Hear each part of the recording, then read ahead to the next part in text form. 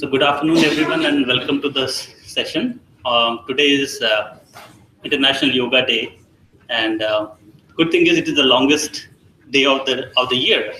So I think the maximum amount of light that you can get in the day, right? So least amount of darkness, and that is what yoga also stands for. So we'll start it. I'll try to keep it informal, right? So and this is only the fifth time I'm doing a talk, so I have some written notes. So please pardon me for that. So how would we start with a small joke, right? So you actually would have heard a lot about the snakes and ropes and things like that, right? So I thought of coming up with a new joke that involves a snake.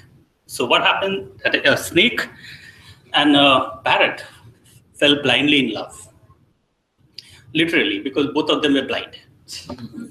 So there's a blind snake and a blind parrot, right? So after talking with each other for a month or so, hissing and screeching, and they were curious what the other person looks like. So they decided that one day that they will come and they'll feel each other so that they can guess what the other person is. So the snake went first, went and wrapped around the parrot, saw the soft feather thingy, soft feather, long beak, claws. Oh, you are a parrot. So the parrot said, yes, they're right. This is now my turn. So the parrot started feeling the snake. And she went down the scales, cold, slimy, forked tongue. Then again she does cold, slimy, forked tongue. Are you a lawyer? So we go through life mistaking a rope for a snake for a rope, or sometimes we even a lawyer. And what yoga is all about is helping us understand how can we go beyond our wired responses that force us to do that. And especially yoga, the framework of yoga actually is a framework of applied mindfulness. And what we are going to talk about today is a specific part of yoga, specific type of yoga, which is the traditional classical yoga, also known as Ashtanga Yoga or Ashtanga Yoga or Raj Yoga. So we are going to talk about that. And this type of yoga is basically stems from Patanjali's Yoga Sutra. That's a book which has 196 verses. It is a very, very scientific and so to say impactful book, which actually creates a framework of applied mindfulness, and we'll touch upon some of those aspects in today's talk. Right, and after the talk, and we'll also actually go and practice some of these things that have been mentioned in the book, especially the breathing exercises and meditation technique, and also learn what is the science behind the technique. So hopefully we'll cover that in the next hour or so, and then we can open it up for question and answers. Okay.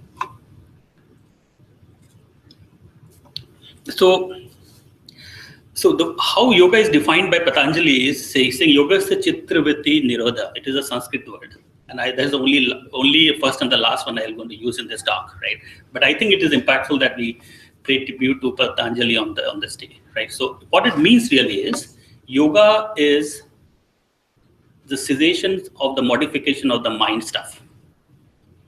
So any ripples.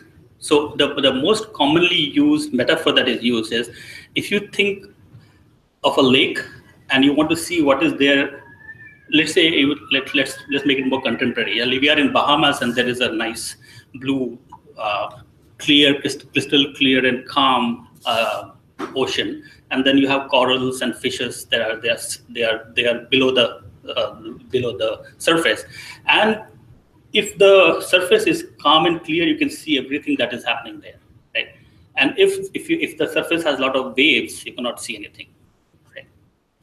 So the waves is what Patanjali calls as vrittis, right? With the vrittis are the waves that are there in our mind, which is preventing us from seeing the things as they are. they make us see, as I said, right, snake as a rope, rope as a snake, and things like that, and we'll go through it in detail. But that is the basic summary of yoga, and this is the second sutra. And I think if one can understand the second sutra, they don't even need to read the entire book after this, right? So that is the summary of yoga. And now what this book goes and tells us, how can we do this, which is important.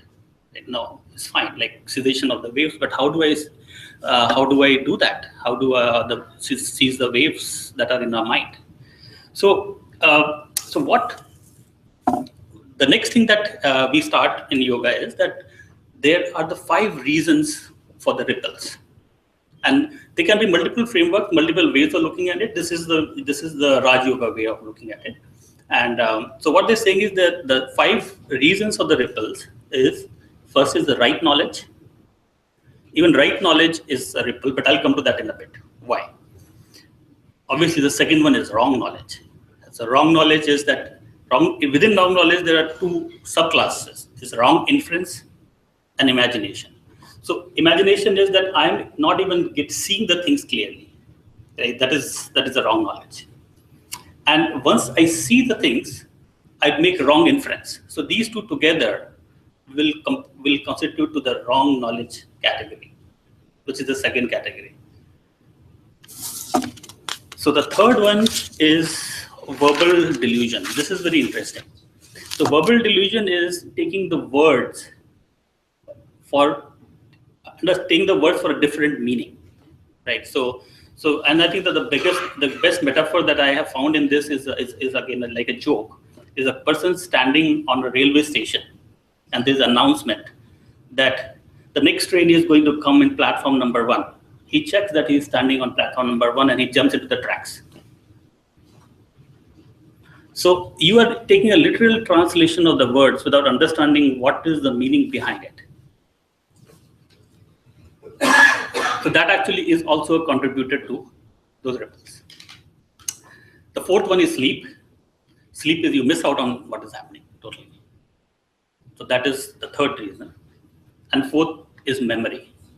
Memory is that we are basing our current experiences based on our past experiences. So these are the 5 reasons of the ripples. Now I go back to the first one again, which is the right knowledge. So right knowledge is essentially what is said is that these wrong knowledge are the main culprits which actually create those ripples, right? And you can use your right knowledge to subside these ripples. And at some point of time, you have to subside your right knowledge ripple also, because that itself is a ripple as well. So, and right knowledge, there are three components of the right knowledge. One is the direct perception. What is direct perception? Which is direct experience. So the way that we can explain direct perception is it is going beyond knowing the recipes to cook, but also having tasted the food. So that is the closest analogy I'll get. Right? A lot of people you can actually they know the menu of a restaurant, they know how to cook it, but they have not eaten the food. So if you want to actually learn cooking, learn from a chef who have actually cooked the food and knows the taste. So the person who have actually experienced it. So that is the first sub-bullet within right knowledge. The second sub-bullet under it is right influence. So you make the right influence. Right. And so those are the 2 important ones. So I will come to the third one at a later point of time. But if you understand this, that we have 5 things: right knowledge, wrong knowledge, verbal delusion, sleep, memory. They are the cause of the ripples. Okay. So now we know this cause of the ripples. Now how do we we are the next level on how do we address these 5 causes? So what in Raj Yoga, what they say is it is Ashtanga Yoga. Ashtanga Yoga means 8-limbed yoga. So there are 8 limbs that will help us to understand this 5 causes of ripples and take care of them.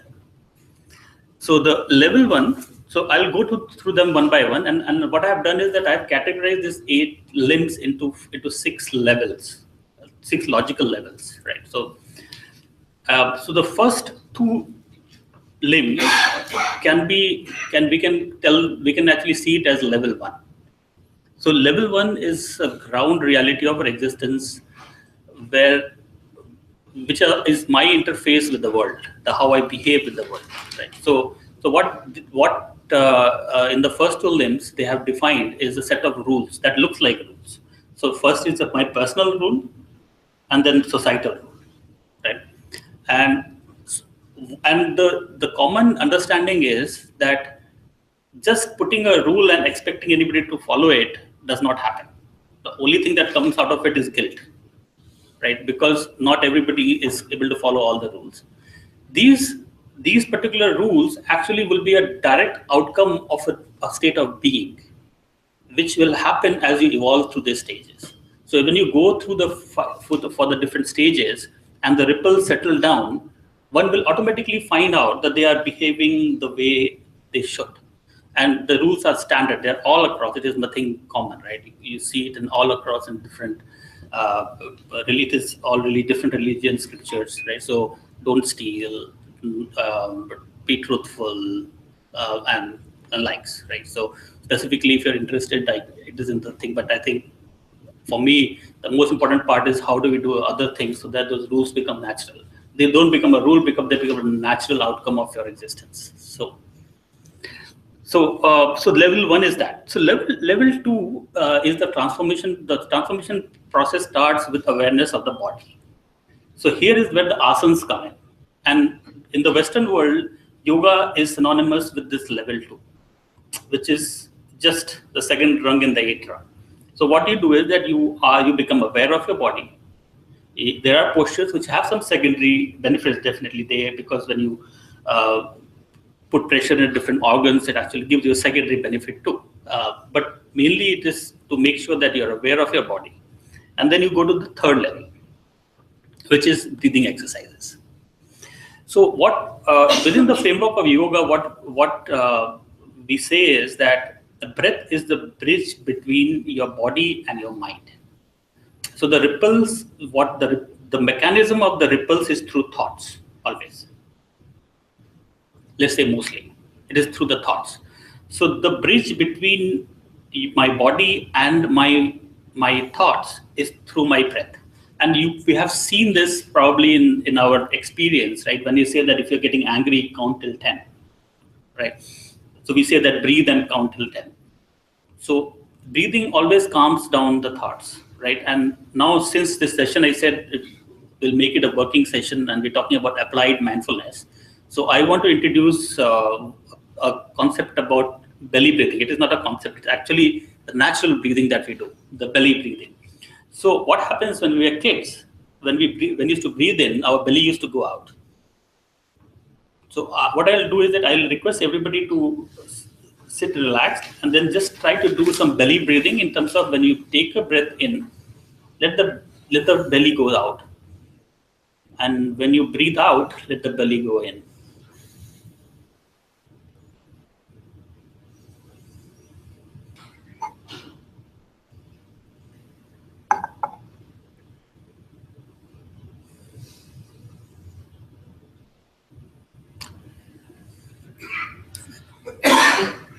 So this form of breathing is quite different than the chest breathing that we are used to, where when we breathe in, our chest goes out, and when you breathe out, the chest goes in.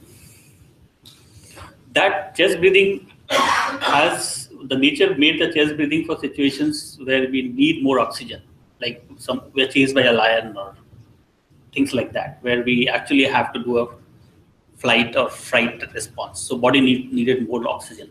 And when we do that, our body is also geared and wired to become more wired.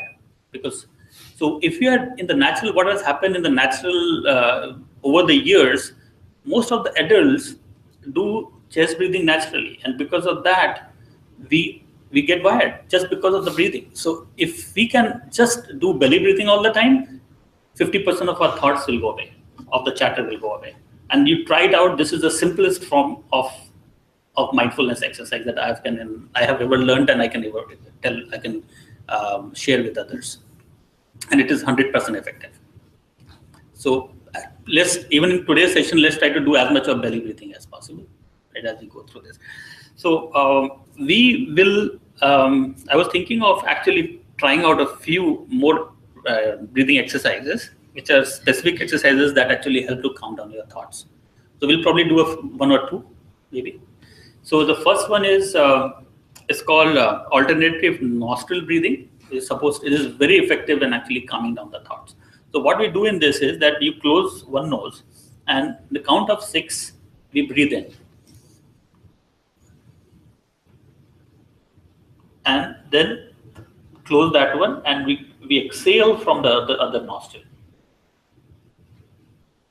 So count of 5, 4, 5, 6, whatever is you think is comfortable. But idea is to breathe a slow, long breath inside, and anulom. It is anulom vilom. It's also called, and then it's slow, long breath outside. So let's do 10 of these. The yoga session, the classical Raj Yoga session, includes pranayama, asanas, maybe about 15 to 20 minutes of asanas, 15 to 20 minutes of pranayama, and then 20 minutes of meditation, followed by rest. So about an hour of practice is what is recommended. So pranayama is a very important aspect of it. We can probably come back. If anybody is interested, we can try out different varieties of pranayama later on. And so now, so this was the level 3. So now we go to the level 4. So level 4 is more of a stage. It is like a gate. So we are at the 4th. We are midway down, right? So we are. So first was the rules. First 2 were the rules. The third was asana. 4th was pranayama. Now we have gone to the next from middle school to we are going to high school now. So high school, the first grade in high school is actually a stage. What it does is it's called pratyahara. It makes you naturally turn your attention inwards. So if you do pranayams for sufficient amount of time, your tendency will be to naturally turn inwards. And turning inwards is essentially so to say, a big milestone in this whole process. So because what happens is we tend to look for happiness outside, happiness and satisfaction outside. And at some point of time, even after we have amassed like wealth, unfathomable wealth, or anything that we desire, we find out that happiness is something that is not outside. And so in order to come to that point, naturally, pranayama is the technique. So it automatically will get your attention back in. And once you do that, once that thing, your attention starts to point inwards, right? So what is the natural, if you see what are the signs of that? Signs would be that you will suddenly see that you are more peaceful. You are more comfortable with yourself. You're not trying to engage with people to run away from it. So that means that you are in that stage. And then we're ready for the last 3 levels, which are level 5. We did 5th, right? 6th, 7th, and 8th. So the 6th, 7th, and 8th is the heart of yoga, which can be combined in the conventional terms. People call it meditation, but actually it is in yoga. They actually divided meditation in 3 stages. They call it dharana, dhyana, and samadhi. So dharana and dhyan are the 2 stages in this technique. So dharana is essentially, let me just tell a contemporary interpretation of the meditation technique, then you'll understand this. So what happens is that our attention is fragmented. Our attention, and we can always relate to our attention, right? Our attention, and especially in this age of Facebook alerts and Twitter alerts, right? And WhatsApp, right? It's always moving from one to other. So our attention gets attached to mental chatter, right? It actually gets attached. It is very easy for attention to get attached to mental chatter. now the technique that has figured out was that our attention is very good in grabbing things, right? So if this is a thought, so mental chatter, and in fact in neuroscience they have found out that there's a whole network in neuroscience called default mode network that actually is responsible for this mental chatter. So they have in a Yale study which actually said that if you can shut off the default mode network, your mental chatter goes down, and meditators can do that at will, right? So this is now where science is also agreeing to these observations. So now let's talk about the mental chatter. So this mental chatter is like multiple thoughts, right? So we have this, and these three are the, I need a fourth thing, but let's say these two. So these two are my two very favorite thoughts that keep on coming, right? So it is my attention. My attention keeps on grabbing this, and then this comes up, then I grab this, then there are multiples. So my attention is so good in grabbing, right? My attention has forgotten how to leave this stuff. But one thing is very interesting, that as I move from one to this, I'm actually leaving this, right? So I'm actually leaving this and then grabbing this. So the technique that was found out was that they created something called anchor. So they said, okay, you start off with what you try to focus on the anchor, right? So you hold the anchor. Dharana is actually holding. So that is dharana. You hold the anchor, and then your mind will get diverted, absolutely. Because that is your mind. So it will see this and it will go here. But as soon as you realize that you have gone here, again go back to the anchor. Again hold the anchor. So you keep on doing this for 20 minutes, 2 times a day, for maybe about 1 month, 2 months, 3 months, based on our. One day what happens is that your attention has done it so many times that it actually remembers the moment that I'm actually leaving this, and it can recall that leaving part. And once it recalls the leaving part, then you are done. Not done, at least for now. So then you can leave any thoughts at will. So any thoughts and disturbance that are coming, you can leave it. This is the easiest explanation that I can give for this concept of meditation. So within this concept, now how does Dhyan, Dharana, Samadhi fit in?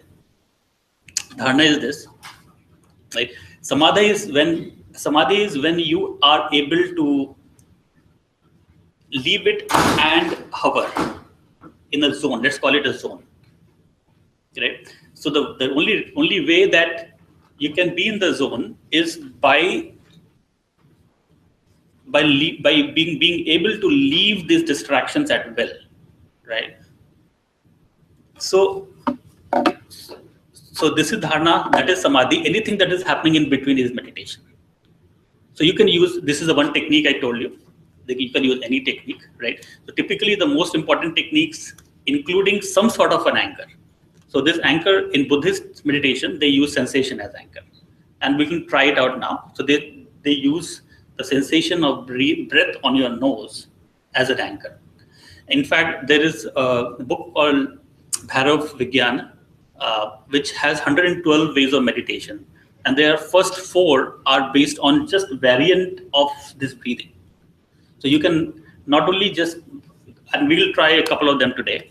So one of them is just focus on the sensation of your breath on your nose.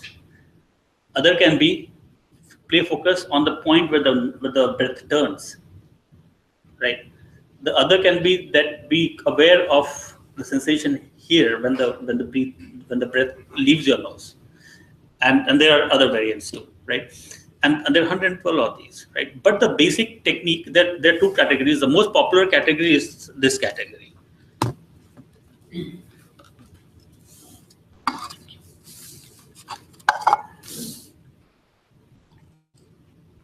So letting go of thoughts, right? So we saw the technique of letting go of thoughts.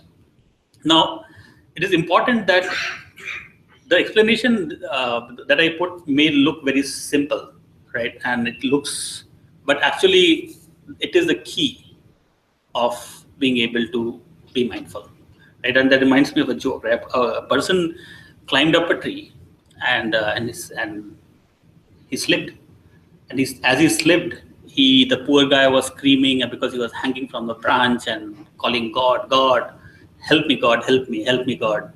So they say, God, you have created everything and you have made the situation so that I'm hanging. You know everything and you know that way to let me go. To help me from here. So suddenly there was a voice from the sky, and God says, let go. So the guy looked up and said, is there anybody else there? So letting go is not that easy, but it has been spoken about many times and by multiple people, wise people, books, and that is the core of all mindfulness techniques. And now today we already talked about how to let go. So how about this? We practice it now. So in the next 10 minutes or so, we are going to practice a meditation technique, which will use breath as an anchor. So I'll use the same thing, right? So let me just recap the stuff. So what we'll do is we will focus on the breath coming in and going out. So how about we just, before we started, I want you to be aware of your breath. Breath inside your nostril, cold air coming in, and slightly warmer, maybe air going out.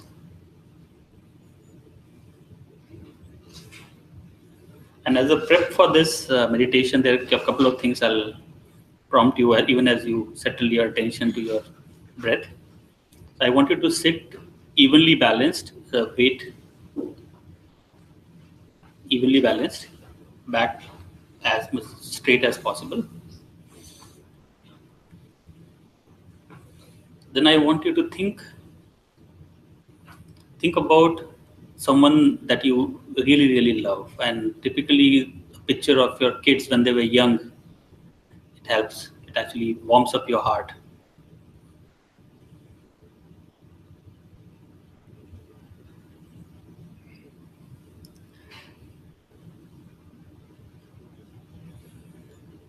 Now, if you could imagine a time when you were totally taken care of, when maybe you were a kid, a happy time where you didn't have any worries, maybe a vacation,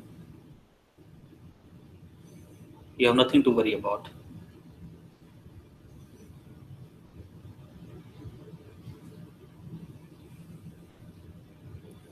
Now, what we will do is, I'll start a timer for 10 minutes, but while we are having the timer, we just have our focus on the breath, the breathing, the cold air coming in and warm air going out. And if the attention wanders to anything else, as soon as we realize it, we get it back to the breath.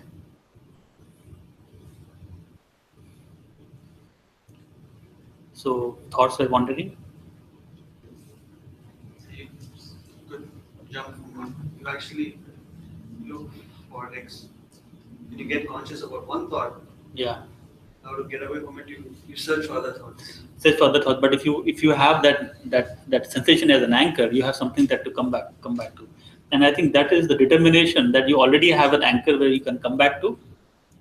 Right, so that is the determination. That's the only determination you have to have. Right.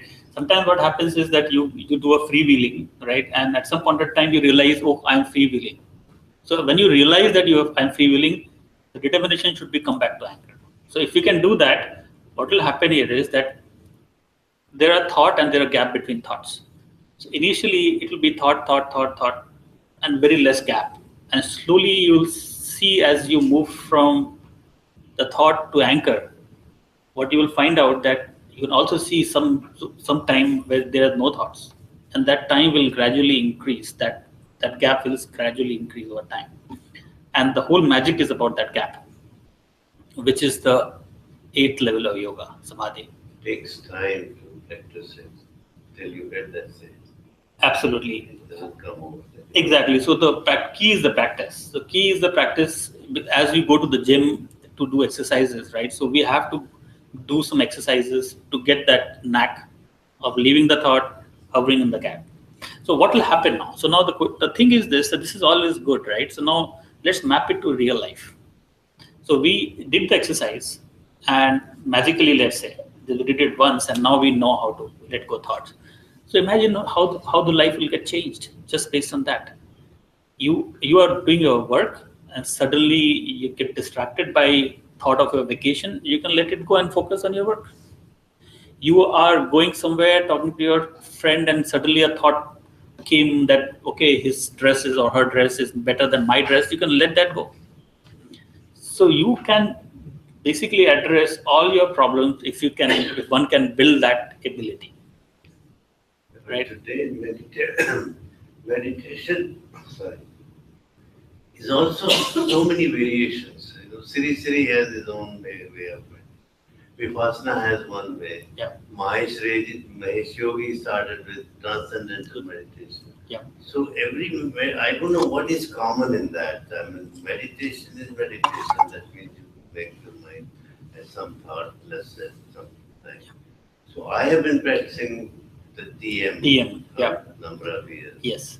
So now the other meditation has come. I don't know what the difference. I mean, very good question. So I think the question is that there are a lot of techniques of meditation. Is there something common? So let's take the 3 examples that you asked and then you see whether that it fits this test of anchor. Right. So the TM, they use a mantra. Mantra is a phonetic, which does not mean anything. They use that as anchor. So what they say here is that as soon as your thought wanders, you put in an anchor thought, which is the phonetic of a mantra, which essentially does not mean much. Please ask. Mantra is meant to concentrate. Yeah, exactly. So that becomes your thought. That is what you are focusing on, right? So I have, say, hearing or anything else, right? So as soon as my thought wanders, I think of that. Let's say I am, right? I am is a very good mantra. Actually, for this, that is quite effective. It has a nice vibration when you think I am. So when you say I, it has a wide movement, and am, it actually goes up. So you can actually think of it as an anchor. So you think of an anchor, as soon as the thought goes there, you get back to the anchor. So that is basically the technique. That is also she's technique, because she also is based on TM to some extent. She. And for the third thing you said, Buddhist, the Vipassana. So Vipassana technique, Anapana, is what we practiced. The anchor is your sensation on your nose. So this actually takes care of the majority, and we don't have much time, otherwise I could have gone to the next level also. Majority of the meditation techniques are based on this concept. Sure. Please. So normally, I like the anchor part, but anchor sometimes you keep changing. For example, one day it just keeps in your mind that your anchor is tip of the nose today. Your anchor is sensation on here. Yep. So when you're changing the anchor, your practice is probably not that solid that you really want to. I think keeping the one anchor with you, whatever you find out after practicing for a few years, you make your own one anchor, whatever it is, and then kind of focusing on it, keeping one anchor. I would agree to that. Is that? I would agree. Yeah, I would agree. But what I'm saying, for sometimes for fun's sake, you can try out some exercises. But I agree that continue your core exercises for progress. That is correct. And it is also depends on the tendency of a person. Like I'll come to that in a bit. So the other part is that there's something called gunas, right? So now the next part of yoga is, which actually very well is related to what you said. Not everybody has the same tendency, right? So in yoga, they say there are basically 3 types of people. One who have overactive mind. Overactive, they are more action oriented. Others are more lazy. And the third is they're balanced. So depending on what type of personality I have, right, a different type of anchor can exist. So a person who has a very, very active mind, they cannot probably use a mantra as an anchor, because the whole thing is going on. So using a body sensation as an anchor is a better thing for them, right? As an example, right? And then there are different techniques also, right? So maybe this technique, the meditation technique I said, anchor technique, may not be good for you at all, right? To start with, right? You have to start with something different. So if a person has more of tamas or laziness, let's say, you start with pranayama first. So you actually do 40 minutes of pranayama to get yourself to the level where you can even start doing meditation. But pranayama also has various variations. Yes. Starting from Kapalbhati. Yes. And even your Amri and then. Absolutely. Long and all that. Absolutely. So typically there is a package of pranayams you can actually see in YouTube, and in fact there's the book Unboxed. Actually, I have put some of the ones that are important. The contemporary interpretation of the pranayam, right? Essentially, what happens? There are two things in the pranayam. One thing is the breath itself, which is taking care of the thoughts. That there is a secondary mechanism that is also happening through pranayam, which I'm not going to talk about today, but it is the energy aspect of the body, right? The chakras, right? So typically when you do a pranayam, just make sure that it covers all the chakras, yes, lower and upper. That should be good enough. With a combination of pranayam and bandhas, right? That actually takes care of that. So we are we're talking about the actual implementation of yoga.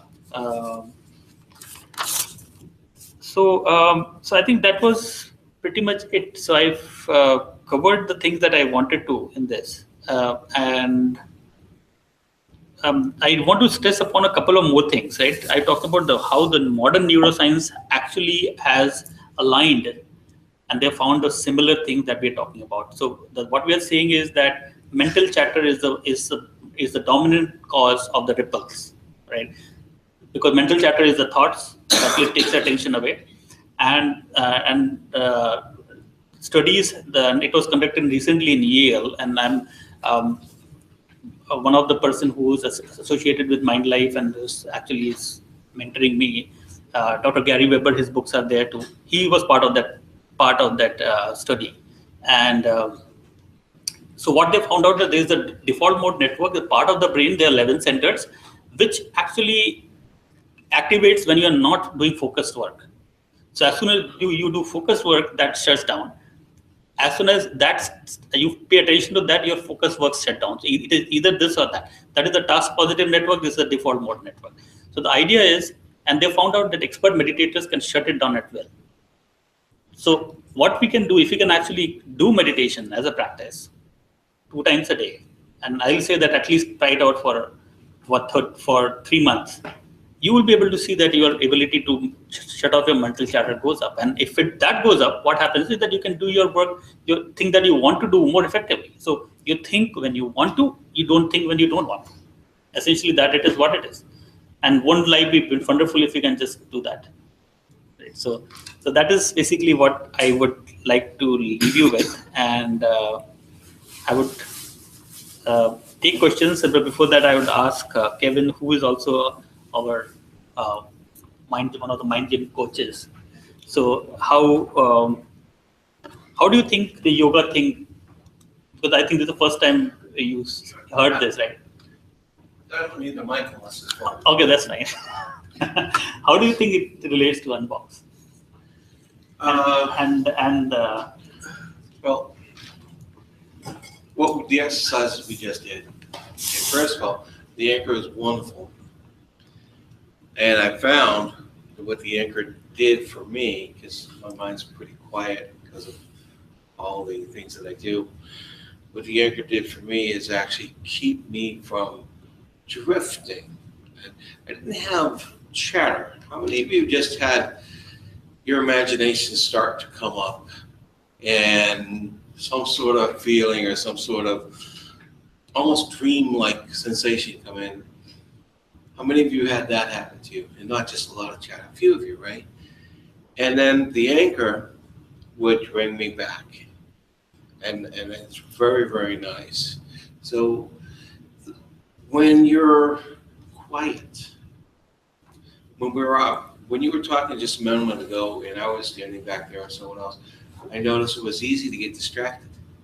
However, when we're quiet, when we're mindful, I can have someone standing right over me shouting and not get distracted.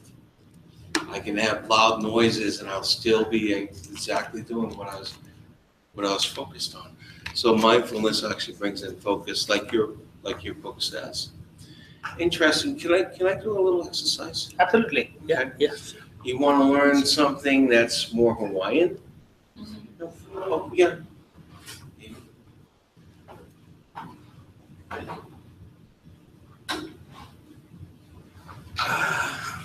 This is something called hakalau, and I think you'll find that the state you get in is very similar to the state that we're just in a minute ago. Okay, and the way to get in it is start to bring your focus, your eyes, start to widen your peripheral vision. Okay, start to notice things left and right. Now, I often use my hands when I'm starting out, and you can start to see your fingers, and you widen it, and you widen it as far as you can, so you can just see and notice your fingers. And when your eyes get that wide, do you feel a little shift as you're starting to actually feel almost that state of meditation we're just in? This is called hakalau. The Hawaiians use this. It's we call it a learning state. Actually, children with ADHD, when they get into this, they calm down. It is not any different from meditation. See, as a hypnotist, when I started working with Raj, I actually went and looked this up. When you meditate, when we did that breathing a little while ago, not too different from what I do with my clients, your brain slows down. And when your brain slows down, you start to go inward. And you start to be able to, now at that point, if there's a lot of stuff going on inward, you start to become more aware of it. That's when you have to do things for chatter. The big difference is the couple exercises we just did a couple moments ago. We were quiet, weren't we? Okay. And as you started to drift, and as this chatter started to bring you this way or that way,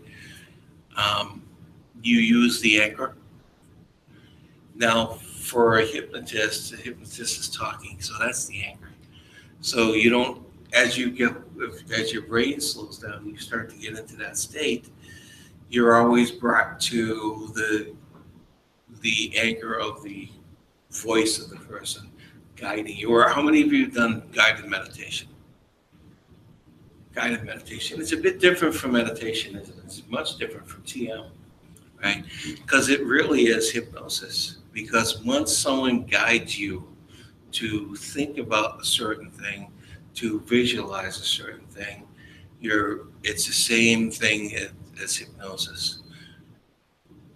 Don't know if you all know this, but when you do get into the meditative state, your subconscious mind is at the forefront. Okay, we call it the critical faculty that goes to the side. That's the thing that has you analyzing everything. Okay, and when you have chatter and the analyzing mind, you can go crazy. So you get your analytical mind, your critical faculties to the side, and your subconscious comes forward. And when your subconscious is there and there's nothing going on, you get those thoughts that the subconscious wants to bring to you.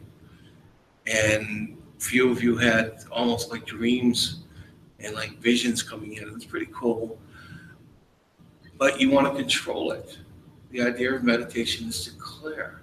The idea of hypnosis is to focus on solving an issue. So they're very much alike, and then they're very much different.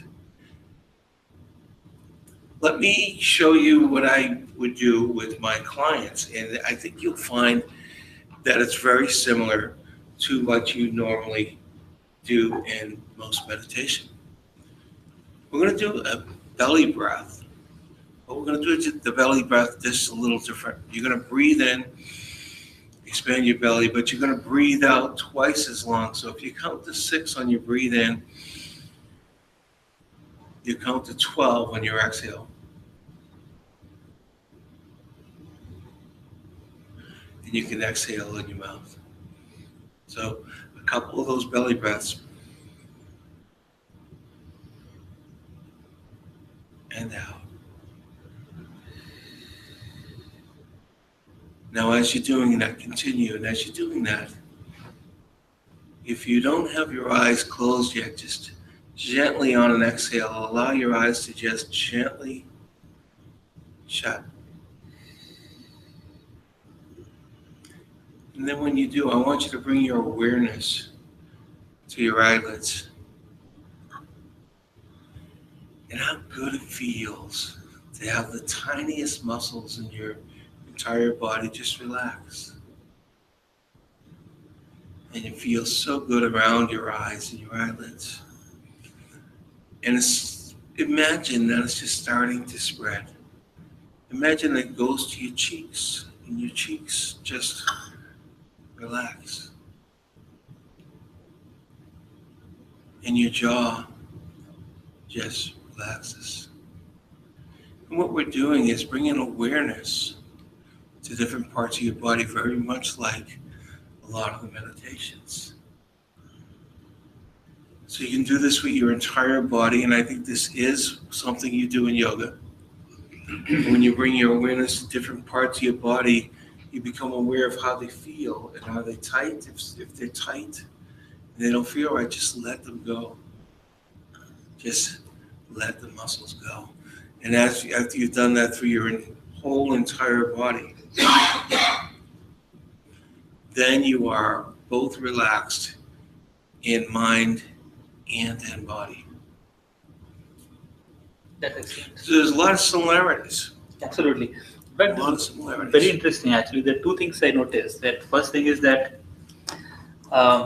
this peripheral vision, right? So one thing that probably we all experience is a type of attention that is expanded.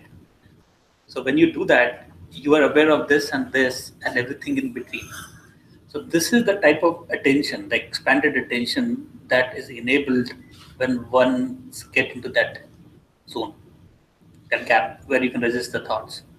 So it is almost like a Jedi type of attention where you are attentive of everything at the same time. Yes. You're not attentive of just one thing.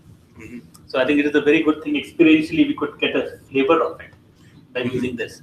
In the longer exercise, actually imagine yourself starting to notice what's around and behind you. So when you call it Jedi, I love that. Yes. It's very much that. And it's when you focus on your awareness, that's when you're actually starting to quiet everything down. Yep, absolutely. And then the other analogy also I like this, that this is also anchor. Your voice is anchor, your suggestion to focus on something. So when your mind drifts, so you get back there. Right. Actually, so it is again a way of dharana. So thank you very much.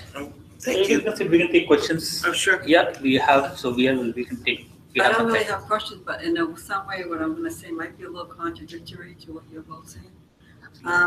I attended a workshop with Life Links, and this person was teaching mindfulness, and he is from Long Island, New York, and he spent, I don't know, it was a year or 6 years in silence with the monks.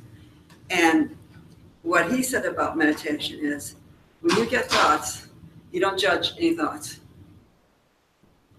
The thoughts come through, you just let go, but you don't judge. No judgment involved. No judgment. What he also did, he also made us do a very physical meditation, where you hold your palms out like this, and you use your index finger. I don't know if this is the index finger, and you breathe in through your nose, and then you breathe out through your mouth. And you do each finger. Breathe in through your nose, and breathe out through your mouth. You don't hold anything. And you do that, and if you're ambitious enough, you can also do the other hand. And they say, take 5. And he says that if you do that, it's very calming, because people say they don't have time to do something. but it's very physical. It keeps you Yes. physically focused. Very good comment. Actually, they're very valid things. The first one, right? So not judging thoughts. That is the core of letting go. So the reason that we cling to thoughts, right, is because we judge them. So the reason is that when we practice it, the meditation practice by letting go the anchor, right, we are in fact learning how to not judge.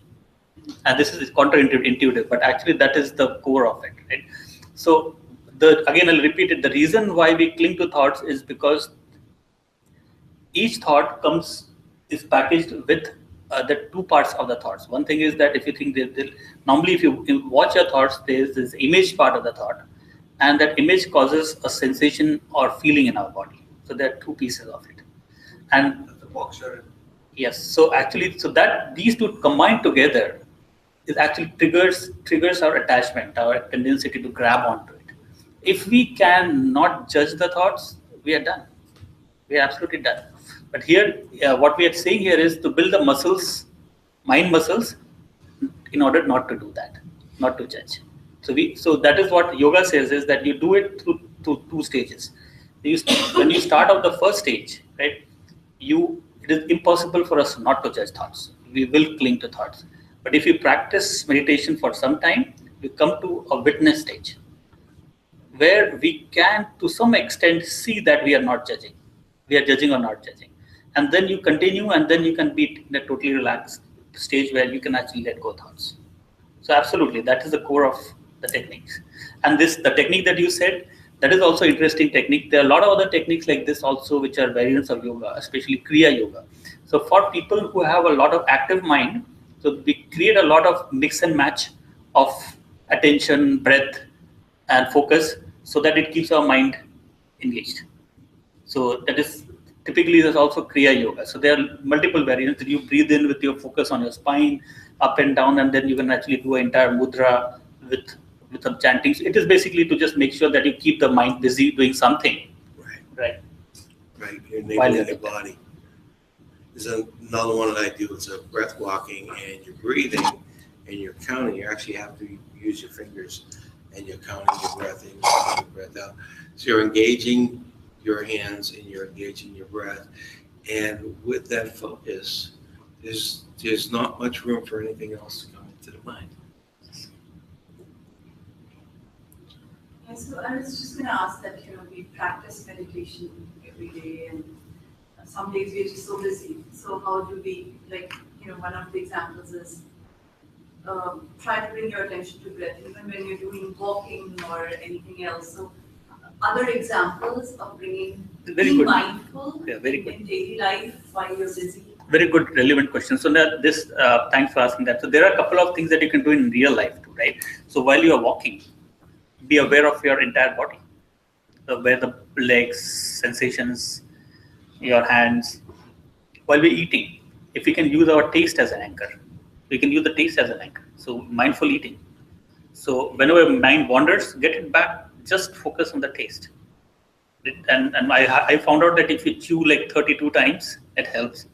Keep the food for that time in your mouth. So you can try the small things like this in your life. So your entire life should be meditative. Meditation should not be just a action that you do 2 times a day. Your whole life should be meditative. I was just reading an article this morning about meditation for doctors. And one of the things he did is, as soon as he goes to open the door of the room to enter it, he has the doorknob as the anchor.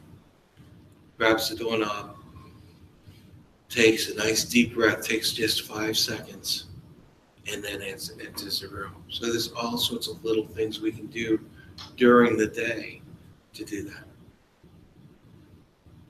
Yep. Any questions, please? Question: where does meditation on a problem or on a thought or on a puzzle, where does that fit in this meditation where you empty your mind? So this actually, so there's one subset of this which is called positive thinking, positive thoughts, right? So if you have some level of thoughts that are coming which are disturbing you, you can counteract it with a different set of thoughts, right? but that is not going to go to the root of the problem. So from all the most effective meditation techniques that have been ever devised, they say that we should learn not to engage with thoughts, right? So we should learn not to judge the thoughts. That is effectively last. And the last thing is that through that we also learn to not judge anything. So we don't create thoughts like that at some point of time. So that is the most effective technique. The other things are band-aids that will help you for some time, but it is not going to cure the disease because those things will keep on coming back. So it's kind of rewiring the brain by doing the meditation. Absolutely. It is rewiring the brain. And in fact, those rewiring has been, again, it has been proven by neuroscience that your gray matter actually increases, right? And your response, your entire brainwave response pattern changes. So those things have been now established papers on this. In fact, they found out the default mode network, the DMN, that causes mental chatter. They found out, they also went to the next level. They found out that the type of thoughts it triggers is two types of thoughts. Is thinking about the future and thinking about the past. So they actually have done the research to that level. And you can actually just do a Google of DMN and Yale, you'll get the paper. Paper is out there. So which is all everybody has been talking about, right? That we just keep on thinking about the past and the future. Because of that, we are not in the present. They found out a part of the brain that actually does that. And meditation is a way to shut, there are two centers there, you shut the two centers and it stops at will. Do you see it's going to be 3 months before you see the changes? At least, I'll say. Yeah. So I'll say 21 days to make it a habit. So before that, you'll have to go and force yourself to do it. But after 21 months, you'll start seeing some effects. So it won't actually be a chore. But after, typically it takes about 3 months where you'll actually see difference in your life, I'd say. What else? I mean, past and the present, past and the future. It's not those two. Present is that very instant, right? Everything else is either past or Yes. How do you really, I guess, control or expand the presence? That is so exactly by letting go the past, the thoughts that actually take you to the future and the past. That's what we are learning. You'll be there in the eternal present. And eternal present, so one misnomer is that in the eternal present, I will forget about the past and I'll make mistakes. That is not going to happen. Our learning stay with us. So my response is going to be this, but my response will be more focused. So I'll enjoy the thing that I like more, right? Like think about it. It will almost like I'm eating something, I like something and I'm doing it for the first time. I like it and I'm doing it for the first time. And the first time, obviously, I enjoy the most. And I will not be bothered in handling something that I don't like. Like something bad has happened, it happens again. Most of my suffering is because I'm actually thinking about the last time it happened, right? So it is no brainer, but typically there are some misconception about it. What has happened? People used to normally think mindfulness as a sort of a zombie state where person is sitting with his eyes closed. It is not that. It is a state of maximum effectiveness. And I think we need it more today than ever. So the impactful actions. Yeah. I think the change we think will change life and it will come into life. I think it is so subtle sometimes, even if it's coming through the meditation, you really don't realize for a long period of time. Yeah. Sometimes it gets very frustrating if you're thinking it's going to be changing and you haven't seen it change, So normally it helps not to focus on if there will be a change, but focus on your present. And if it comes, and when it comes, it comes. Absolutely. That is correct. And this was just like a marketing pitch that I was making. One more thing is for starters, a deterrent is that I used to sit down initially and feel like too many thoughts. I'm just wasting my time. Probably it's not meant for me. That's a big deterrent. But that's actually if you are still sticking to your anchor and coming back, even those how many ever thoughts that come, you're actually building your muscles and rewiring your brain. Yeah, and in fact, there's a very good joke that actually in that particular vein, right? So there was a student actually, he was meditating And he, after meditation, he goes to the master and says that master says, I had a terrible session. It's like thoughts, and it was going here and there and everywhere. So the master smiled and say, yeah, this too shall pass. So after 3 months, he comes back and say, you know what, I have fantastic now. It is so good in bliss, and I could see stars, and I was in silence. So the master looked at him and said, with a smile, this too shall pass. So you don't have to get either attached to good or bad. That is the whole thing that we are learning here. So you don't want to just learn by trying to learn how to let go of thoughts. We get attached to meditation like that. But usually, why I'm saying, I think I want to still hold my ground on the pitch is I want people to try it out, right? So once you try it out for 21 days, right? So mostly what happens is that people get hooked to it in some way or other. So that is the idea. And then once you get the witness, there is something that I call in my book semi-unboxed state. So my metaphor that I've used in my book is similar to the waves in the lake. So I was thinking about different metaphors, right? So how can you do so one metaphor is that how about a box on your head? So I cannot see it. Even then I cannot see. And then how about I just have the eye holes in that? I cannot see everything, but I can see something, little bit. So that is the equivalent of the witness stage of yoga. Right. So the witness stage is typically it takes quite a bit of effort, so to say, to get to that witness state.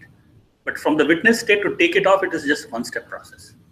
And we didn't talk about it today at all. That part is the self-inquiry, the advanced techniques. So then that you can use that to just take it off. It is a one-step process. So Bhavna is kind of an anchor. It helps you to kind of anchor. So Samadhi has taken you to an anchor, but at a decision when you are in Samadhi, you don't really need an anchor. We don't need an anchor, but the thing is, so once you can be in the Samadhi state, in that zone, effortlessly, right, then you don't need any practice. After that, you're always in that state. Then you don't need that practice, right? Probably you need to practice just so that you are in touch, so that you can teach others. Because what happens, most of the people when they go in the state, they forget that they have been doing all that stuff, and this is also a common thing. People forget, and they say that you don't need any practice. So because I am in the Samadhi stage, I'll start telling that nobody needs any practice, which I don't think is the right thing. I'm just imagining, I haven't seen anybody. There are a lot of people like J. Krishnamurti and all, right? There are a lot of people that actually who say that there's nothing to be done. You already are that, right? So which is correct, but that is not for the boxed. Right? You have to. That is a different thing. So. When you said past learning stays with us, right? So. How do you past learning? Your past has given you some learnings, right? Yes. Keep that with you. Yes. But then something similar happens, you automatically use that judgment. Yes. How do you let go of the past experience? If you let go of it, the judgment will be there. But that's something we have learned. So the thing is, the two things, learnings from the past, right, and judging are two different things. So your learnings are there with you. So I have been burnt by fire. I am not going to put my hand back into the fire, right? But if I keep on remembering all the incidences that I was burnt, and try to flash all the incidences every time I light up a fire, then I won't be able to use fire at all. That is the difference. So that is a very subtle difference, but that is the thing is that the learnings are natural. Even if somebody forces us that you forget about the fire thing, it is not possible. I'll say that it's not possible, and it has happened. How can I forget? How can I not have that learning? But what we typically do is they try to superimpose that with this. So every time I'm having a good experience, every time I'm going to a restaurant, right? Every time I'm expecting something that is based on my past experience, right? And every time I'm getting lesser and lesser satisfaction by increasing my expectation one step at a time. Is it the emotions that we are going back to? Is the past? I mean, that's the emotions, right? Like I think that has, when something bad happens, it's the emotions that we remember first, right? Yes, We emotion. kind of get rid of the emotions and think of it from more. So emotion is a component of it. So I will still stick to the thought. And if we talk about the scientific way, let's think about it as a pattern matching. So our what we have in the body is a biocomputer that is very good in pattern matching. And this biocomputer, this particular thing was devised to keep us safe from lions. Right, this is a very good learning actually. This thought process, this wired responses, learning the things and jumping when you see a rope. Some of these things are actually wired in our spinal cord. It doesn't even go to our brain, right? So this was devised by Mother Nature to keep us safe when we were in forest. Now what has happened? We have come out of forest and those circuits are still active. We are heavily dependent on the past, right? And our thoughts are evolving. Like we don't walk like the guys who came out of the tree, right? But why should we think like them? So we should learn to evolve our thinking by not relying on the past because it is not required anymore. We are not in forests anymore. So, but coming to your point about emotions, so what happens is that past experience is stored in a nugget that has the emotion part of it and the image part of it. So whenever there is a pattern matching, what happens? So if something happens now that has happened in future, that nugget is served to you automatically. Right, so you will get that image of the past and also the emotion that it triggered in the past. So there are two ways of luring you. So your attention actually has two attach points, right? It can actually go, how does emotion manifest in our body? Through sensations. Each emotion will have a sensation. So if you are feeling sad, you'll feel maybe some cramp in your stomach and something in the heart, heaviness type of stuff, right? So that is your way of your computer to say, hey, pay attention, there is something here, right? And then at the same time it is flashing that image of the past. So now your whole attention is now functioning on what has happened in the past. So if I learn how to let go the thoughts, the image, and not attach to the emotions also, the sensation, there's a second type of technique. So what I say, you should mix up these techniques and the thought technique. That is the most effective. That's what I propose in Unbox. So that way you can let go thoughts without judging, as you said. Please. So I was thinking about your question about meditating on a problem or a thought. I think that's like an anchor. I think if you're meditating, if you're doing this practice, your mind will be more focused on whatever you're doing. So if you're trying to solve a problem, I think this will help you to solve that problem also. You can think of that problem as an anchor at that time. You're bringing back your attention rather than use. So once you work without a distracted mind, I think there are more chances that you can able to solve the problem. So focus. The second part, which I want to say about the people who meditate for years, also, if there's some strong event in life, they can break through their practice. So this one story I read was a yogi meditator for a long time, and then his son dies, and he starts crying, grieving. So his disciple asked him, Guruji, you are such a evolved soul, you know everything, this body is temporary, and you're still crying. He says, the more the attachment, the more the grief. I do have to grieve because I was attached to my son, but I keep it in perspective.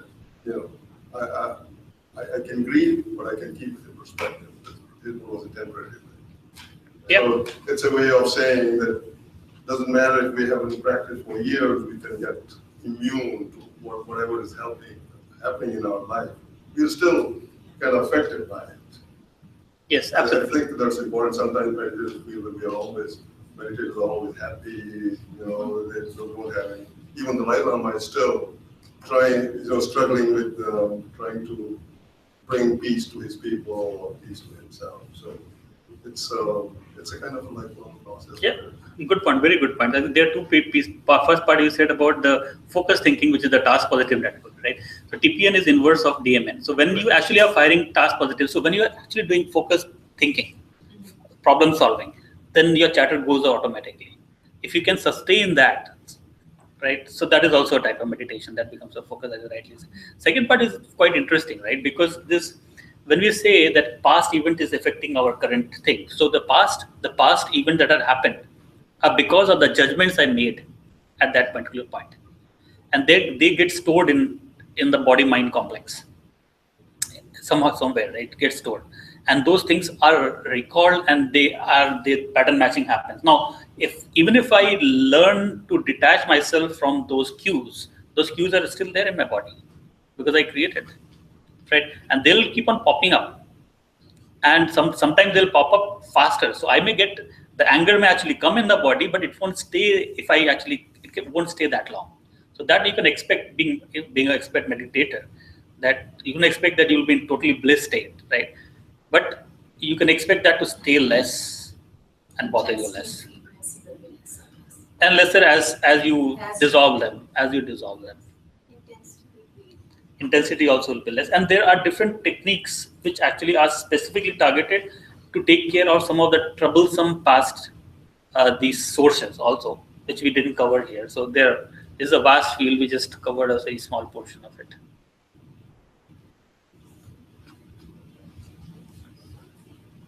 Anything else? So thanks a lot. I think we had a very lively discussion. Thanks for the lively discussion.